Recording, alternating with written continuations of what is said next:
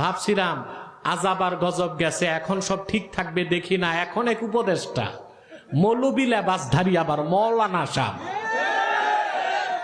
উনি যে অনুষ্ঠানে যে বলতেছে ধর্মীয় পরিচয় এটা কোনো বড় পরিচয় না, মানবিক পরিচয় বড় পরিচয়। ধিক্কার উপদেষ্টা তোমাকে। কোন সেকুলার কোন নাস্তিক এই কথা বললে ব্যথা পেতাম না, কিন্তু আলেমের লেবাস লাগে এই কথা এই দেশের মুসলমানের কলিজায় আঘাত করেছে। আমাদের সবচেয়ে বড় পরিচয় আমরা উম্মতে মুহাম্মাদি, আমরা মুসলমান। কে বাঙালি কে বাংলাদেশি এটা মুখ্য পরিচয় নয়, মুখ্য পরিচয় আমি আল্লাহর বান্দা, রাসূলুল্লাহর উম্মত।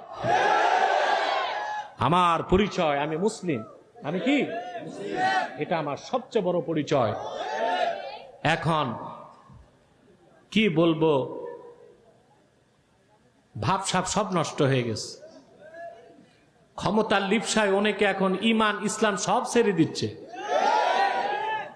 আদর্শের বিচ্যুতি ঘটছে।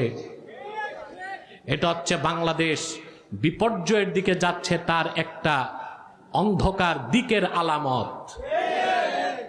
রুখে দিতে হবে যুব সমাজ।